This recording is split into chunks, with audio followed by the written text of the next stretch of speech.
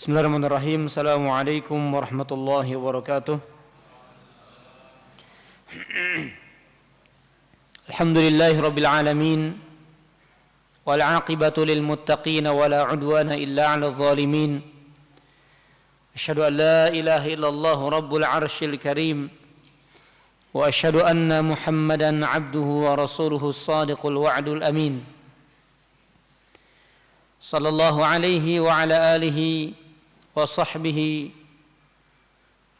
wa man ihtada bihadihi wa amila bisunnatihi ila yaumiddin. Yaqulu Allah Ta'ala fil Qur'anil Karim, ya ayyuhalladzina amanu ittaqullaha haqqa tuqatih wa la tamutunna illa wa antum muslimun. Amma ba'd. Alhamdulillah, kita bersyukur kepada Allah Jalla fi'ulah yang telah melimpahkan curahan rahmat dan nikmatnya kepada kita. Kemudian salawat dan salam semoga senantiasa tercurahkan kepada Nabi kita Muhammad sallallahu alaihi wa alihi wasallam. Jamaah rahimani wa rahimakumullah ta'ala,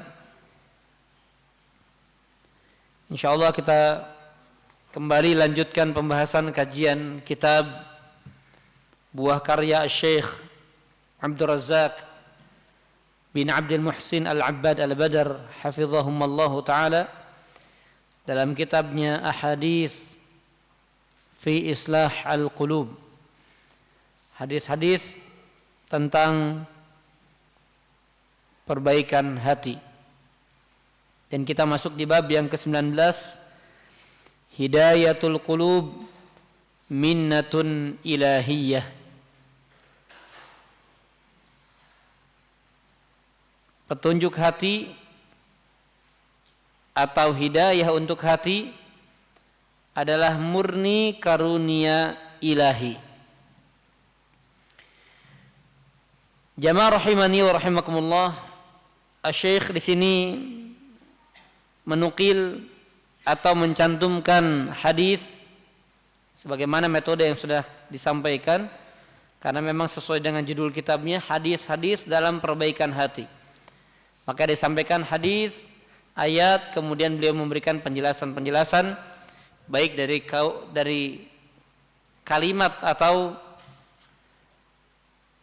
kata-kata mutiara dari kaum salaf ataupun yang lainnya. Hadis dari sahabat Ibnu Abbas radhiyallahu anhuma. Beliau menuturkan bahwasanya Nabi SAW dalam satu doanya yang cukup panjang. Mungkin saya langsung pada poin intinya, ya, karena pembahasan tema ini agak panjang. Maka ada kalimat doa yang isinya adalah wahdi qalbi. Kalimatnya adalah, ya Allah, berikan hidayah kepada hatiku. Ya Allah, berikan petunjuk kepada hatiku. Ini hadis riwayat Ahmad dan yang lainnya.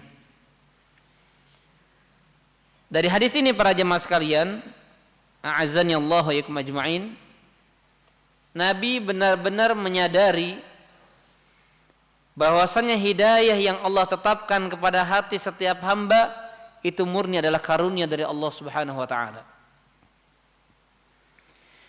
Kemudian ditegaskan juga di dalam ayat surah Al-Hujurat dari ayat ke-7 sampai ke-8. Surah Al-Hujurat dari ayat 7 sampai ke-8. Allah tabaraka wa ta'ala mengatakan, walakinnallaha habbaba ilaikumul iman wa zayyanahu fi qulubikum wa karraha ilaikumul kufra wal fusuqa wal isyan ulaika humur rasyidun. Sebentar. Lagi kajian belum ya? Lagi kajian. Afwan, kalau orang tua enggak boleh tolak ya. Para jemaah sekalian rahimani wa rahimakumullah taala, lihat kalimat di dalam ayat ini kata Allah Subhanahu wa taala, "Walakinnallah habbaba ilaikumul iman." Akan tetapi Allah lah yang telah menjadikan iman itu dicintai kepada kalian. Jadi ada orang cinta kepada iman. Wa zayyanahu fi qulubikum, dan Allah jadikan iman itu terhiaskan di dalam hati kalian. Sebaliknya, Allah jadikan kekufuran, kefasikan dan kemaksiatan dibuat benci oleh hati kalian. Apa kata Allah? Ulaika humur rasyidun. Siapa yang Allah jadikan iman itu dicintai pada hatinya, kemudian keburukan, baik kekufuran, kefasikan dan kemaksiatan dibenci hatinya, maka mereka adalah orang-orang yang mendapatkan petunjuk. Lihat kemudian Allah tegaskan di ayat berikutnya, fadlam minallahi wa ni'mah. Subhanallah. Ini adalah karunia dari Allah, keutamaan dari Allah dan kenikmatan dari Allah. Wallahu alimun hakim. Dan Allah Maha mengetahui lagi Maha bijaksana. Jamaah rahimani wa rahimakumullah ta'ala, kalau kita renungkan dua ayat dalam surah Al-Hujurat ini, maka benar-benar kita menyadari bahwa tidak seorang pun yang punya hak untuk menerapkan hidayah baik untuk dirinya ataupun untuk orang lain. Tidak ada hak. Haknya murni hanya milik Allah Subhanahu wa taala. Allah Subhanahu wa taala jadikan keimanan itu dicintai oleh seorang hamba dan menjadi hiasan hatinya. Kemudian dia benci kepada kekufuran, benci kepada kefasikan, benci kepada kemaksiatan. Lalu Allah katakan itu semuanya adalah karunia dan nikmat dari Allah. Maka jemaah sekalian rahimani wa rahimakumullah ta'ala, jangankan menanti 1 tahun, 2 tahun, 10 tahun, 20 tahun orang itu disesatkan oleh Allah, bahkan dalam sekejap seorang yang tadinya beriman kemudian berubah menjadi kufur, itu sangat mungkin. Dalam sekejap, dalam 1 detik.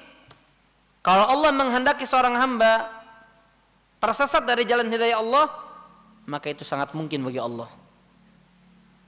Sebagaimana Allah cabut karunia-karunia dari seorang hamba, misalnya dari berkaitan dengan apa?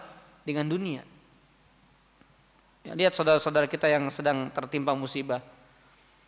Ya, tentunya laisa man sami' kaman nazar atau kaman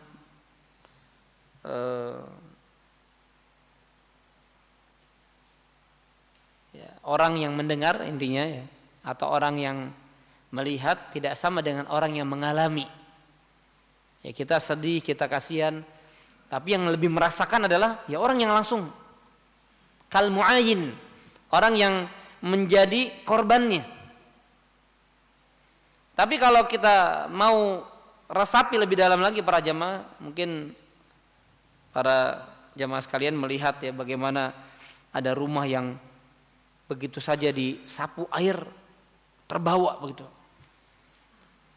Terbayang nggak ya, kita yang bangun rumah, kalau yang beli rumah mungkin tiba-tiba ada gitu ya. Tapi kalau yang membangun rumah dari nol, walaupun dia punya uang tapi dia pantau, dia tunggu-tunggu. Karena tentunya ada waktu ya. Nggak sebulan 2 bulan, mungkin 3 bulan, ada yang 4 bulan, ada yang 6 bulan, ada yang bahkan setahun. Apalagi rumahnya besar. Artinya ada proses yang ditunggu. Tiba-tiba dilenyapkan begitu saja oleh Allah Subhanahu wa taala. Dalam hitungan menit saja. Itu sangat mudah bagi Allah Subhanahu wa taala. Demikian pula apa yang Allah karuniakan kepada hati kita berupa iman, berupa petunjuk, berupa hidayah. Kalau Allah inginkan seorang hamba tersesat, menyimpang, maka dalam sekejap Allah cabut. Jamaah rahimani wa rahimakumullah ta'ala, Al-Imam Nuqayyim rahimahullah ketika menerangkan ayat ini, beliau mengatakan ya, dengan redaksi yang kami sederhanakan.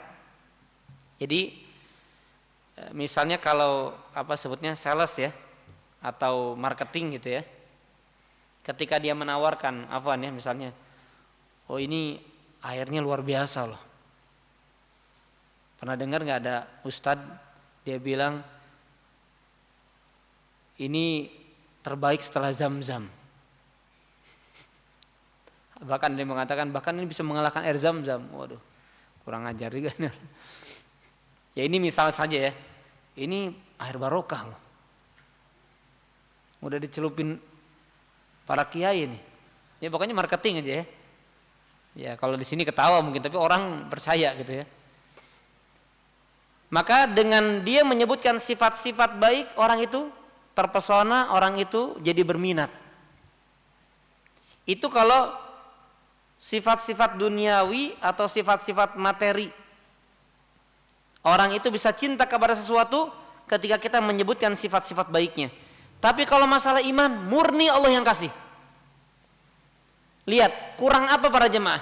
Kurang apa sempurnanya Al-Quran sebagai kalamullah? Kurang apa seorang Nabi kita Muhammad SAW dengan sempurnanya akhlak beliau? Apakah kemudian ada orang yang mengingkari dan orang itu kufur terhadap apa yang Allah turunkan dan apa yang Allah utus? Maka jawabannya ya. Kenapa? Kata Al-Imam Al-Qayyim, fatahbibul iman wa tazinuhu al-amru ilallah. Karena orang itu bisa cinta kepada iman dan orang itu merasa iman ada sebuah perhiasan hati, itu semuanya perkaranya kembali kepada Allah. Nggak bisa kita Pak, ini Islam ini agama indah. Ada memang menjadi sebab, betul ada. Tapi murni hati itu menjadi cinta kepada iman, hati itu merasa iman ini adalah sebuah perhiasan dan harga yang sangat mahal, itu murni Allah yang kasih dan sebagai karunia dari Allah. Makanya para jemaah, ketika para ulama menjelaskan sifat-sifat Nabi kita Muhammad SAW, mereka orang-orang kafir Pak, nggak bisa nyebutin aib Nabi, nggak pernah, nggak bisa. Sampai sekarang, memang Nabi itu Pak dilahirkan dan sampai dewasa dalam tanda kutip tidak ada aib yang bisa dicela oleh orang-orang kafir. Paham maksudnya? Wah, misalnya Pak, wah ente dari sukunya suku lemah, enggak Pak. Allah pilihkan dari suku Arab yang paling afdal, Quraisy. Subhanallah. Kemudian dari sifat-sifat dan akhlaknya, sampai-sampai yang mengakui kejujuran Nabi SAW itu orang-orang kafir Quraisy. Apalagi ketika berbicara tentang awal pertama kali Nabi SAW dakwah secara terang-terangan. Nabi ngetes bagaimana keimanan mereka, bagaimana keyakinan mereka tentang akhlak Nabi SAW. Apakah kalian mengira, apakah kalian akan menuduh aku berdusta, aku berbohong kalau aku katakan di belakang kalian ada musuh yang siap menyerang kalian? Ini ada dalam hadis riwayat Bukhari. Maka apa kata orang-orang kafir Quraisy? Ma jarrabna minka kadhiba. Kami enggak pernah dapati engkau sekali saja bohong, enggak pernah. Tapi ketika dakwah tauhid langsung ditolak. Kenapa? Karena Allah tidak jadikan iman itu dicintai dalam hati mereka. Belum. Artinya para jemaah sekalian, kita semua yang duduk di majelis ini, Allah karuniakan iman, Allah karuniakan Islam kepada kita. Ini murni bukan kebetulan Allah pilih kita, tapi memang Allah takdirkan kita berada di atas iman dan Islam ini. Maka dari itu, apa yang bisa kita petik? Syekh Abdul Razak hafizahullah ta'ala mengatakan, lantas sikap kita apa setelah kita menyadari bahwasannya hidayah hati itu murni karunia Allah? Yang pertama, sikap kita yang pertama adalah memuji dan bersyukur kepada Allah Subhanahu wa taala. Memuji Allah dan bersyukur kepada Allah Subhanahu wa taala. Terutama apa? Mengakui bahwasanya hidayah yang Allah karuniakan kepada kita memang benar-benar murni karunia Allah. Karena ada sebagian kita para jemaah, ini misalnya saja ya, misalnya dalam bentuk yang lain, ibadah atau ketaatan. Terkadang lisan kita mengucapkan alhamdulillah padahal kita sedang memuji diri sendiri. Pernah nggak merasa seperti itu? Coba pahami kalimat ini dan coba renungkan. Pernah nggak kita mengalami ini? Alhamdulillah bisa tahajud. Tapi kita Ucapan lisannya alhamdulillah, tetapi sejatinya apa? Sedang memuji diri. Oh, saya luar biasa juga ya. Amazing juga gua nih. Katanya begitu. Enggak, saya yakin kalau kita mau jujur, semua kita pernah seperti itu. Seolah lisan memuji Allah, tapi hati sedang memuji diri sendiri. Itu yang disebut dengan apa? Penyakit apa? Ujub. Menyandarkan amalan, menyandarkan perbuatan kepada kekuatan dan daya yang dia miliki dan tidak kepada Allah. Nah, jangan sampai kita wal'iyadzubillah ya kita dikaruniakan karunia setelah Islam, iman, Allah karuniakan pemahaman sunnah, pemahaman yang benar, pemahaman yang lurus. Waduh, untung aja. Jadi seolah-olah memuji Allah, lisannya alhamdulillah, tetapi sedang memuji dirinya sendiri. Makanya sikap pertama sekali lagi, ketika tadi ayat surah Al-Hujurat kita bacakan, fadlam minallahi wa ni'mah, ini karunia dan nikmat dari Allah. Maka kita mengakui dengan kita bersyukur, dengan kita memuji Allah atas hidayah yang Allah karuniakan kepada kita. Lihat bagaimana ketika Allah ceritakan para penghuni surga masuk ke dalam surga di dalam surah Al-A'raf 43. Apa kata mereka? Wa qalu alhamdulillahilladzi hadana lihadza wa ma kunna linahtadiya laula an hadanallah. Mereka berkata, alhamdulillah, segala puji bagi Allah, alladzi hadana lihadza, yang telah menunjukkan kami untuk masuk ke dalam surga ini. Wa ma kunna linahtadi, kami tidak mungkin mendapatkan petunjuk kepada jalan surga ini, masuk ke dalam surga, laula an hadanallah, seandainya Allah tidak memberikan petunjuk kepada kami.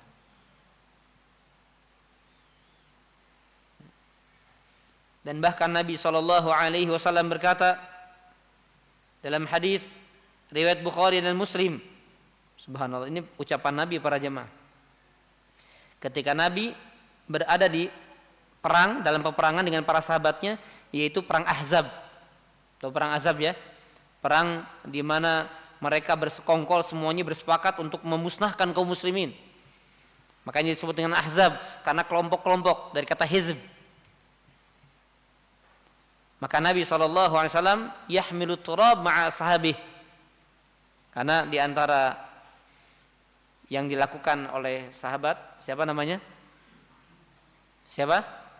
Salman Al-Farisi. Membuat apa itu? Parit. Maka ketika Nabi memikul tanah dengan para sahabatnya, apa kata Nabi? Lihat Pak. Wallahi laulallah mahtadaina wala sumna wala salaina. Demi Allah, kalau bukan karena Allah, kita nggak akan dapat petunjuk, kita nggak akan sholat, dan kita nggak akan puasa. Itu ucapan Nabi Pak, seorang utusan Allah, seorang manusia yang mulia. Demi Allah, kalau tanpa Allah, kalau bukan karena Allah, kita tidak akan mendapatkan hidayah, kita nggak akan melaksanakan sholat, kita tidak akan melaksanakan puasa. Jadi semua karunia agama murni adalah karunia dan nikmat dari Allah Subhanahu wa taala. Makanya kenapa sebagian ulama mengatakan bahwasanya penyakit ujub, bangga diri, menyandarkan kekuatan kepada diri, itu termasuk syirik. Na'udzubillah min dzalik. Ujub, sebagian ulama menjelaskan itu bagian daripada dosa kesyirikan. Kenapa? Karena sejatinya setiap mukmin diperintahkan Allah untuk menyandarkan kekuatan dan daya hanya kepada siapa? Allah. Dan manusia yang ujub ini menyetarakan antara kekuatan dirinya dengan kekuatan Allah, menyandarkan kepada dirinya. Di sana berarti apa? Dia menyekutukan Allah dalam kuasa Allah. Dia menyekutukan Allah dalam apa? Kuasa Allah Subhanahu wa taala. Harusnya dia sandarkan kuasa itu murni milik Allah, namun dia sandarkan juga saya pun punya kuasa. Saya pun bisa begini. Padahal dia menyatakan dengan lisannya la haula wala quwwata illa billah. Tidak ada daya dan tidak ada kekuatan kecuali dengan pertolongan Allah Subhanahu wa taala.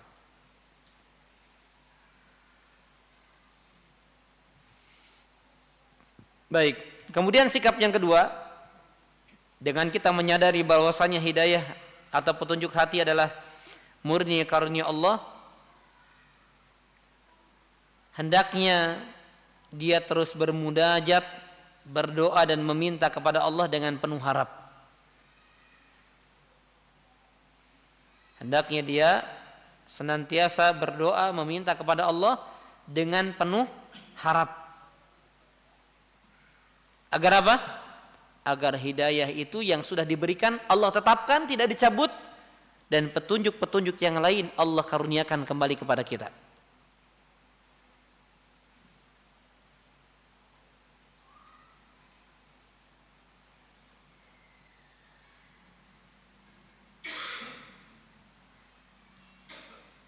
Dan ada sebuah doa yang cukup panjang juga para jemaah.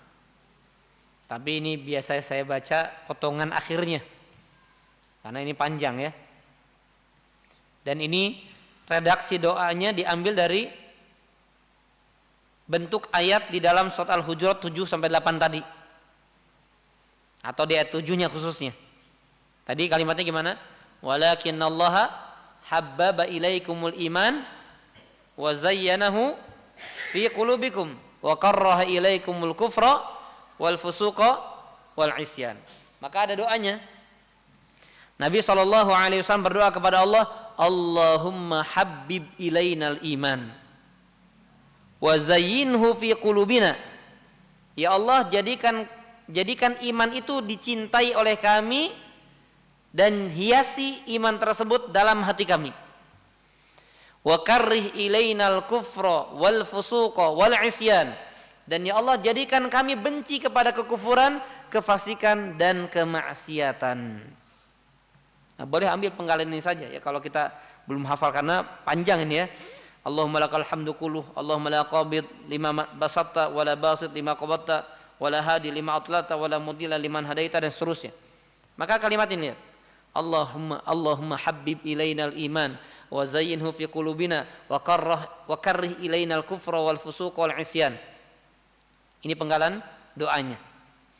Yang artinya, ya Allah, jadikan iman itu dicintai oleh kami dan hiaskan ia dalam hati kami, dan bencikan kepada kami kekufuran, kefasikan dan kemaksiatan.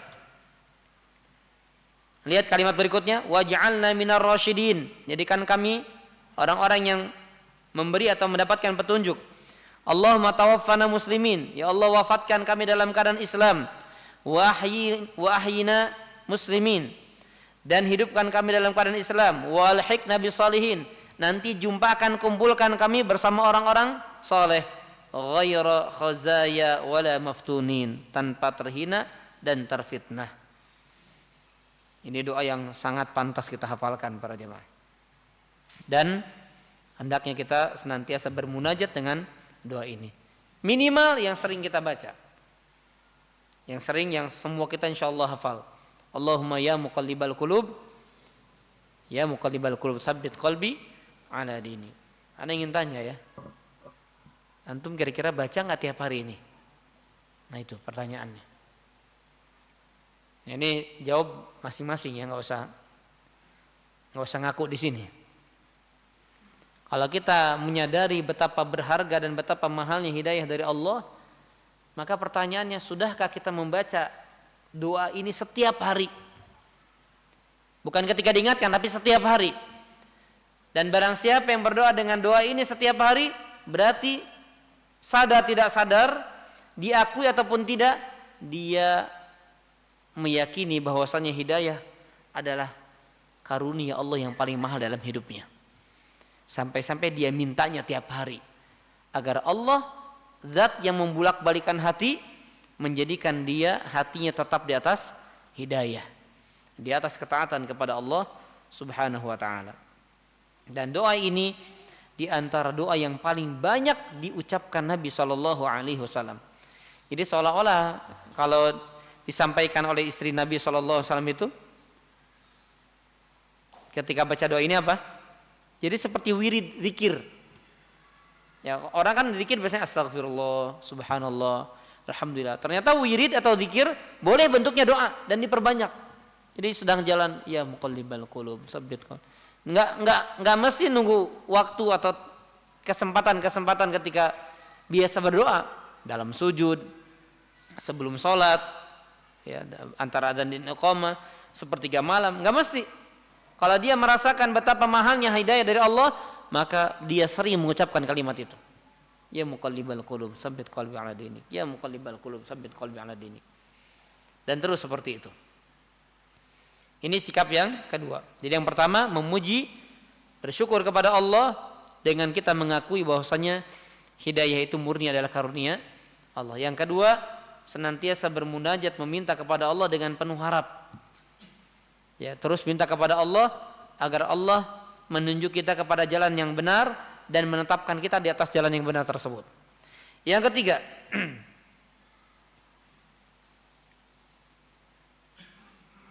merasa bahwa dirinya adalah hamba yang sangat lemah.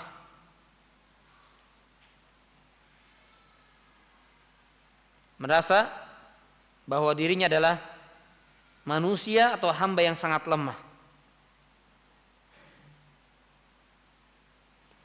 Sebagaimana ada sebuah ungkapan dari seorang tabi'in yang mulia bernama Mutarrif bin Abdullah ibn Syikhir rahimahullah ta'ala. Jadi beliau memberikan perumpamaan begini para jemaah. Kalau seandainya hati itu kan kalau di bahasa Indonesia kan bentuknya jantung ya. Itu dikeluarkan, dipegang di sebelah kiriku. Kemudian ini kami sederhanakan ya, aku memiliki kebaikan di kanan, di tangan kananku ini. Kan kiri kanan kan tinggal apa? Ya udah tinggal simpan begitu selesai sudah. Kalau ada bahasa istilah itu, antum ngegampangin aja. Ini enggak semudah membalikan telapak tangan kan begitu ya, ada istilah. Padahal saya ingin tanya Pak, kita bisa membalikan telapak tangan itu kekuatan kita atau kekuatan Allah? Kekuatan Allah juga Pak. Jangankan membalikan telapak tangan, mengedipkan mata pun kekuatan dari Anda sering di majelis ini mengungkapkan kalimat ini ya. Wala takilni ila nafsi tarfat ain. Ya Allah, jangan kau sandarkan kepadaku sedikit pun walaupun itu hanya sekejap mata. Mohon maaf ya, bukan kami menyinggung, tapi lihat kepada orang yang Allah sedang uji dan semoga Allah sembuhkan bagi yang terkena penyakit tersebut dan semoga Allah lindungi kita dari penyakit tersebut. Orang yang terkena stroke, apa yang mereka bisa lakukan, Pak? Kalau sudah menyerang seluruh tubuhnya, disuapi, Pak, karena nggak bisa, Pak. Bagi kita yang sehat enak Pak, begini, kita lari, kita tinju dan lain sebagainya. Tapi bagi orang yang Allah jadikan tidak kuat, maka jangankan untuk membalikan, apapun diurus oleh orang lain. Bahkan hajat khususnya seperti buang hajat itu pun yang mengurus orang lain. Nasallallahu salamul afiyah. Ya, kita lihat dan kita betapa menyadari kekuatan dan daya itu benar-benar murni milik Allah Subhanahu wa taala. Maka sikap kita yang ketiga, kita ini harus mengakui bahwasanya kita ini adalah hamba yang sangat lemah, yang butuh pertolongan Allah dalam setiap aktivitas kita. Makanya kata Mutarrif tadi, seandainya hatiku ada di sebelah kiri dan seluruh kebaikan sebelah kanan, aku tidak bisa meletakkan kebaikan yang sebelah kananku ini kepada hatiku, padahal ini hati saya yang pegang nih. Tapi ini kebaikan saya tinggal simpan, nggak bisa kecuali dengan kekuatan yang Allah berikan kepadaku baru aku bisa letakkan. Padahal kan gambarannya gampang, tinggal apa susahnya? Tinggal diletakkan. Tapi enggak. Itu semuanya murni kalau Allah jadikan kebaikan berada di dalam hatiku.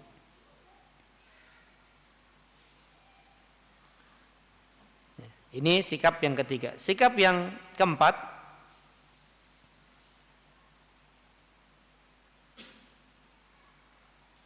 nah ini tadi sudah kita singgung tapi ini lebih khusus kami sampaikan. Ketika kita merasakan dan menyadari bahwasanya hidayah hati, petunjuk hati itu adalah murni karunia Allah, maka dia menjauhkan diri dari sifat ujub dan ghurur. Terpedaya oleh dirinya sendiri, tertipu oleh dirinya sendiri.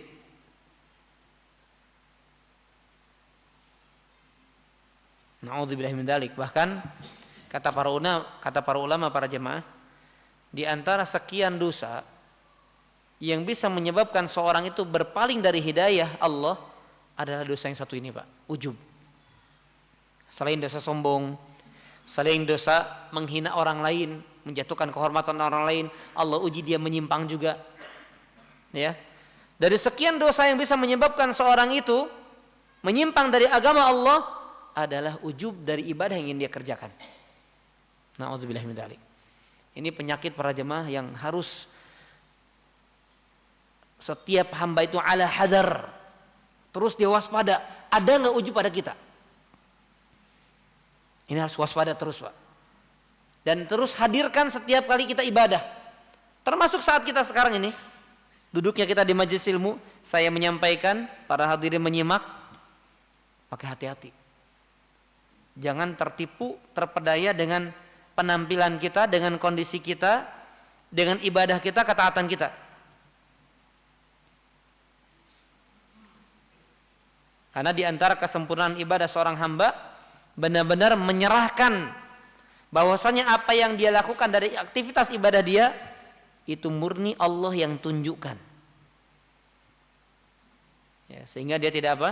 Tidak ujub dan tidak terpedaya oleh dirinya sendiri.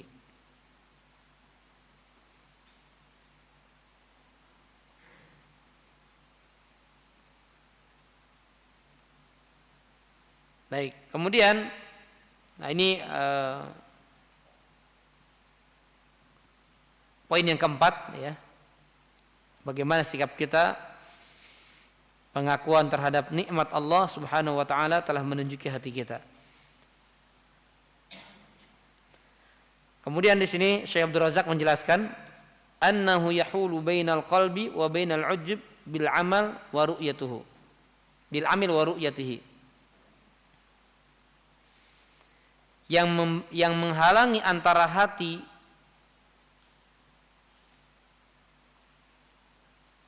dengan ujub, dengan amalannya, ujub dengan amalan tadi adalah apa? Adalah sikap ini, sikap kesadaran dia atau perasaan dia bahwa ibadah itu adalah murni dari Allah. Jadi itu satu-satunya jalan yang bisa menghalangi antara hati dengan sifat ujub. Dengan menyadari bahwasanya apa?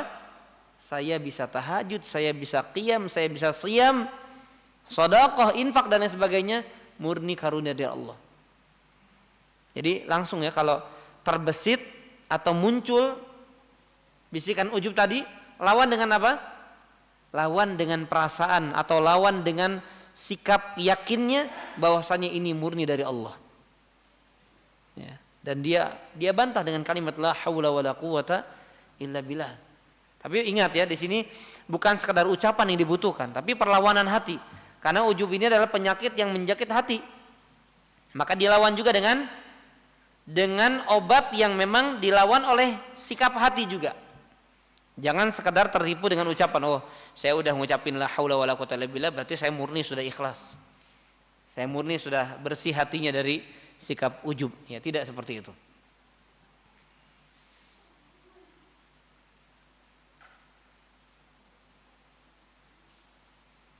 Baik, kemudian sikap yang kelima,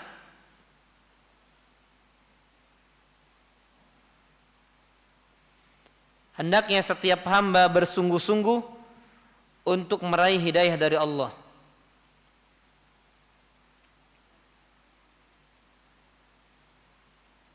Hendaknya seorang hamba atau setiap hamba benar-benar bersungguh-sungguh untuk menggapai atau mendapatkan hidayah dari Allah.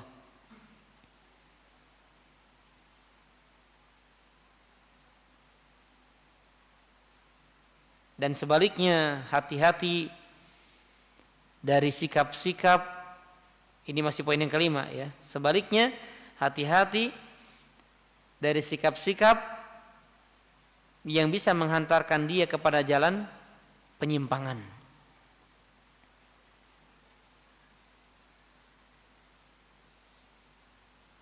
Kenapa? Karena orang yang ya sama kayak duniawi para jemaah, orang pengen sukses,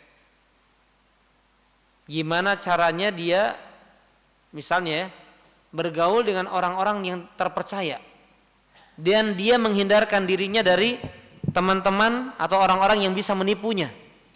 Jadi bukan yang penting saya lurus, dia hindarkan dirinya dari sesuatu yang bisa, kalau dia terjerumus kepada jalannya maka dia akan tertipu, maka dia akan bangkrut.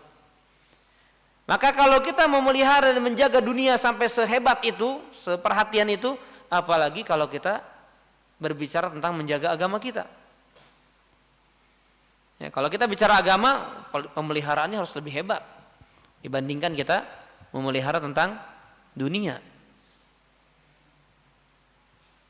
Ya. Jadi sekali lagi bersungguh-sungguh untuk menggapai jalan-jalan yang akan menghantarkan hidayah Allah dengan berbagai macam usaha yang menjadi sebab Allah menjadikan kita mendapatkan hidayah darinya, ya. Dan menjauhi jalan-jalan yang menjadikan kita wa'iyadzubillah jatuh kepada jalan yang menyimpangkan kita dari agama Allah.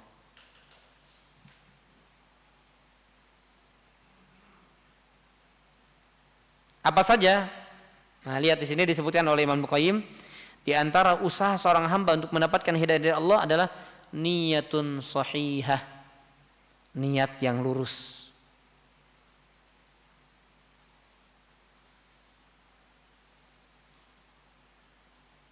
Niyatun sahihah. Jadi para jamaah, bisa jadi seorang hamba itu menyimpang karena barangkali selama ini dia enggak jujur di atas hidayah Allah. Ini kejujuran ini salah satu yang akan dilihat oleh Allah dari seorang hamba. Jujur enggak dalam imannya. Makanya dulu orang-orang yang imannya masih lemah, ketika wafatnya Nabi SAW baru meninggal, Pak. Itu enggak lama dari wafatnya Nabi Muhammad SAW, maka mereka murtad. Dan Allah sudah turunkan ayatnya sebelum Nabi wafat. Wa ma Muhammadun illa rasul qad khalat min qablihi rusul afa immata aw qutila qalabtum ala aqabikum. Dan tidaklah Muhammad kecuali beliau hanyalah seorang utusan Allah. Afa immata, apakah kalau beliau meninggal, aw qutila atau terbunuh, in qalabtum ala aqabikum, kalian kemudian membelakangi agama-agama kalian, maksudnya murtad. Itu sudah turun, Allah turunkan ayatnya sebelum kejadian orang-orang yang masih lemah imannya akhirnya apa? Murtad lagi, Pak. Nah, berbeda dengan orang-orang yang jujur imannya, seperti para sahabat, enggak ngaruh, Pak, dengan adanya Nabi Muhammad SAW dengan tidak adanya. Makanya wasiat yang paling agung saat wafatnya Nabi Muhammad SAW adalah wasiat yang muncul dari lisan yang paling beriman setelah para nabi dan para rasul. Siapa itu? Abu Bakar Siddiq. Jadi memang qadarullah ya, yang mewasiatkan langsung orang yang paling beriman di antara para sahabat. Ini secara mutlak, tidak ada khilaf di antara para ulama. Orang terbaik setelah para nabi dan para rasul alaihi wassalatu wassalam tentang keimanan ketakwaannya. Apa kata beliau? Man kana ya'budu Muhammadan fa inna Muhammadan qad mat. Wa man kana ya'budullah fa innallaha hayyun la yamut. Siapa yang menyembah Muhammad, sesungguhnya lihat nabi kita sudah meninggal. Tetapi siapa yang menyembah Allah, sesungguhnya Allah tidak mati dan Allah Maha hidup. Hayyun la yamut. Jadi Allah menguji bagaimana keimanan, bagaimana kejujuran iman setiap hambanya. Kemudian yang kedua, quwwatun aliyah, kekuatan yang sangat tinggi.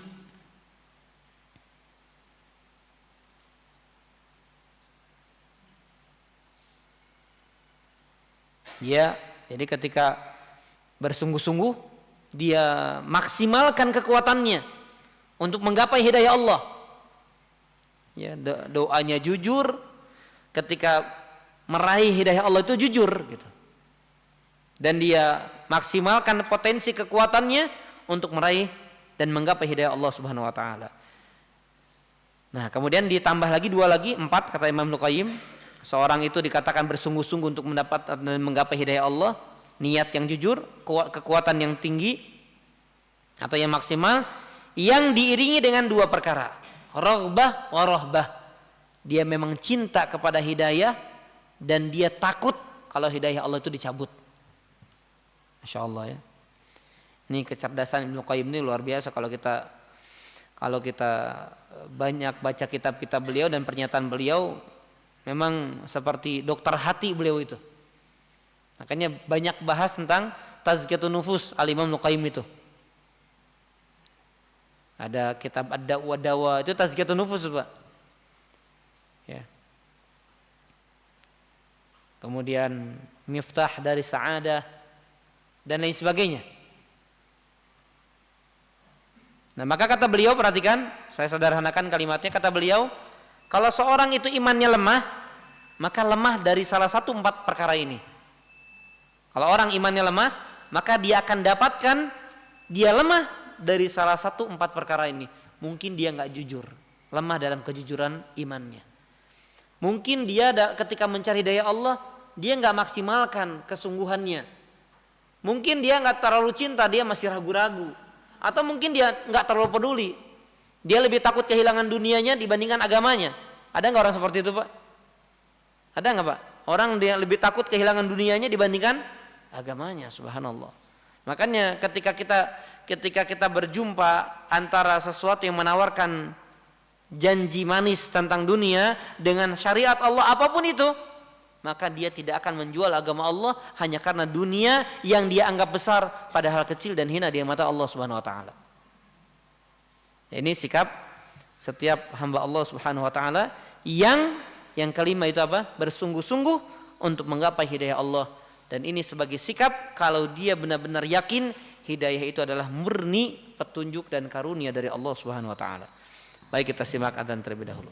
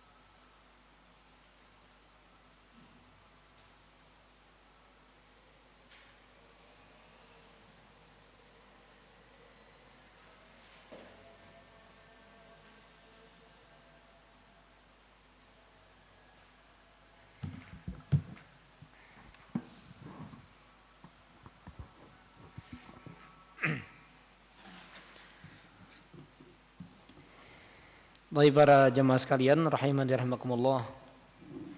Ya, mengingatkan dari apa yang sedang kita bahas di poin ke-5 dan ke-4 tadi sebelumnya, ya. Mungkin kita murojaah sedikit apa yang pernah kami sampaikan juga sebelumnya. Ya, ketika muadzin memanggil atau mengumandangkan kalimat hayya 'alas shalah, hayya 'alal falah, maka semua kita menjawab dengan kalimat apa? La haula wala quwata illa billah. Nah, ini petunjuk. Kalau kita renungkan tadi kalimatnya, maka sangat pas dengan pembahasan kita. Ketika kalimatnya panggilan, ajakan, maka kita tidak menjawab dengan kalimat ajakan juga. Beda dengan pujian, beda dengan persaksian. Allahu Akbar kita jawab dengan Allahu Akbar. Syahadat kita jawab dengan syahadat. Tahlil kita jawab dengan tahlil, la ilaha illallah. Tapi panggilan kita jawab dengan kalimat yang berbeda.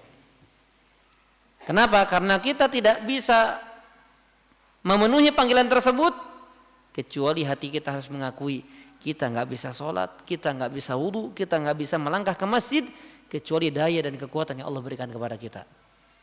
Ayo sholat, ayo menang, maka kita katakan la haula wala quwata illa billah. Nggak bisa ya Allah kalau Engkau nggak berikan kekuatan kepada kami. Nah, itu sebenarnya setiap hari 5 kali minimal kita diingatkan dengan itu. Kita menyadari bahwasanya kita adalah makhluk yang lemah dan makhluk yang senantiasa butuh pertolongan Allah Subhanahu wa taala. Baik. Kemudian para jemaah sekalian, rahimani wa rahimakumullah taala. Ini setelah pembahasan 4 perkara tadi ya. Setelahnya dibahas cukup panjang lebar oleh Syekh Abdul Razak hafizahullah taala. Jadi seorang itu bisa dikatakan sungguh-sungguh dalam menjaga dan dalam mendapatkan hidayah dari Allah itu dengan 4 perkara. Niat yang jujur, yang benar, kemudian apa tadi kedua? Kekuatan yang tinggi, ya. Kemudian raghbah dan rahbah, keinginan atau kecintaan, harapan dan ketakutan. Nah, para jemaah sekalian, rahimani wa rahimakumullah, adapun tentang niat kita sudah ulas sedikit ya. Seorang itu punya niatan benar, murni. Makanya nggak ada Pak, kalau orang niatnya benar, nggak ada kalimatnya mengatakan, aduh saya ada orang maaf ya, kalau saya juga sebenarnya nggak suka, cuma karena insya Allah di sini sudah banyak yang paham lah. Ada orang mengatakan saya dulu mantan salafi, saya sekarang udah keluar. Pernah dengar mungkin ya? Ini saya bukan mewakili komunitas atau apapun itu ya. Maka kami katakan, memang sejak kapan salafi itu ada partainya, ada ketuanya? Antum keluar dari mana? Dipecat siapa? Karena apa? Enggak ada. Ya. Yang suruh antum masuk siapa? Yang suruh keluar siapa? Enggak ada juga. Maka kalau dia mendapati, karena terkadang anak pun kalau mendapati ada sebagian dai, kawan-kawan dan sebagainya, ketika beradu argumen kemudian dia ya seolah akhirnya membalikan, wah antum ini menyimpang pemahamannya apa dan lain sebagainya. Kadang ada was-was juga, dai-dai salaf itu begini semua ya. Terkadang anak ratakan juga Pak, kadang begitu. Padahal dia tidak mewakili gitu Pak. Dia tidak mewakili pemahaman yang dibawa oleh Rasulullah SAW dan para sahabatnya. Demikian para tabi'in, tabi'ut tabi'in dan para imam. Tidak mewakili. Karena ini murni pemahaman yang dibawa Rasulullah SAW yang maksum, dijaga sama Allah. Dan tidak diwakili oleh segelintir orang, tidak. Nah, mereka membawa, tetapi ya kalau ada kesalahan ya personalnya, bukan mewakili sebuah pemahaman. Atau dengan kata lebih globalnya, pemahaman Ahlus Sunnah wal Jamaah lah. Jadi kalau niatan jujur maka tidak akan ada kalimat, wah saya nggak cocok, ini orang-orangnya begini. Enggak, ini bukan bicara orang. Ini bicara pemahaman, bicara keyakinan, bicara akidah.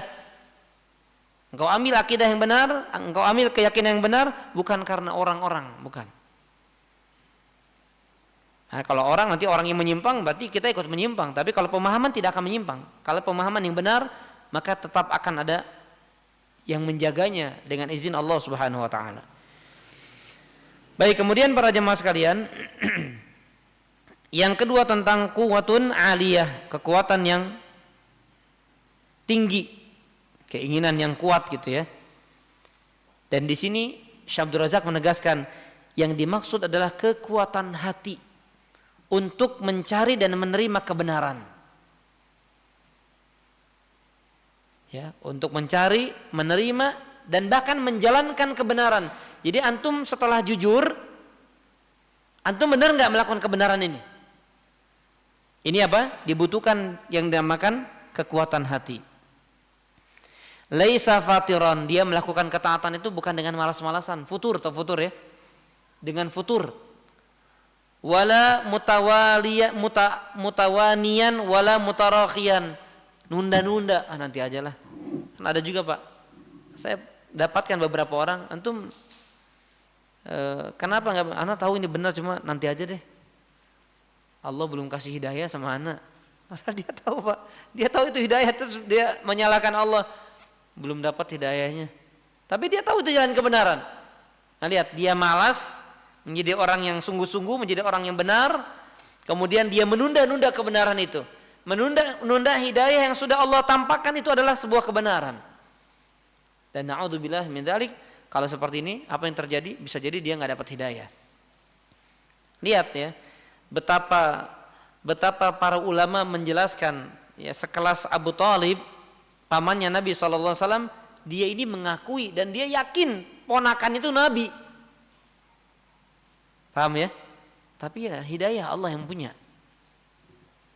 Entah karena gengsi tadi, entah karena malu dengan pejabat-pejabat atau orang-orang agung dari kafir Quraisy, sehingga akhirnya dia memilih kekufuran di atas keislaman.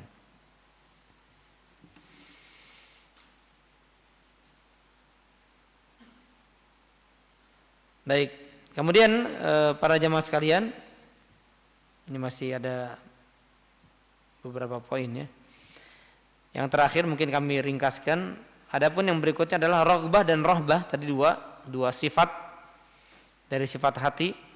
Nah, ini diantara penggerak hati yang akan menjadikan seorang itu tergerak kepada kebaikan. Ada harap, ada khawatir.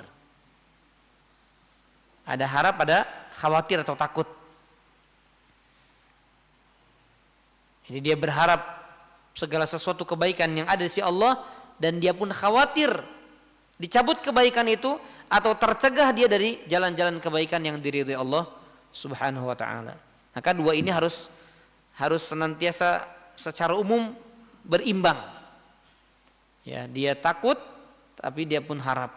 Dia berharap tapi jangan harap saja, tidak diiringi dengan takut. Karena orang yang harap saja maka dia akan kepedean. Dan orang yang takut saja maka dia akan putus asa. Jadi wah tenang aja nak, insyaallah nak istiqomah sampai akhir hayat. Dia cuma berharap, tapi nggak ada. Mana kira-kira anak matinya su'ul khotimah nggak ya? Kira-kira tahun depan anak ini masih berada di atas hidayah Allah atau tidak ya? Nggak ada rasa takut, maka kepedean.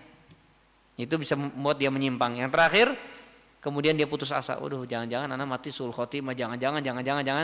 Akhirnya dia putus asa. Na'udzubillah min dzalik. Baik. Ini barangkali yang bisa disampaikan, mudah-mudahan bermanfaat untuk kita semuanya, dan kita memohon kepada Allah semoga Allah Subhanahu wa taala jaga hati kita di atas petunjuk dan jalan-jalan yang Allah ridhoi, dan semoga Allah Subhanahu wa taala jadikan hati kita adalah hati yang selamat terutama ketika kita berjumpa dengan Allah Subhanahu wa taala pada hari tidak bermanfaat harta dan anak-anak. Allahumma amin ya rabbal alamin. Subhanakallahumma bihamdika asyhadu an la ilaha illa anta astaghfiruka wa atubu ilaik. Assalamualaikum warahmatullahi wabarakatuh.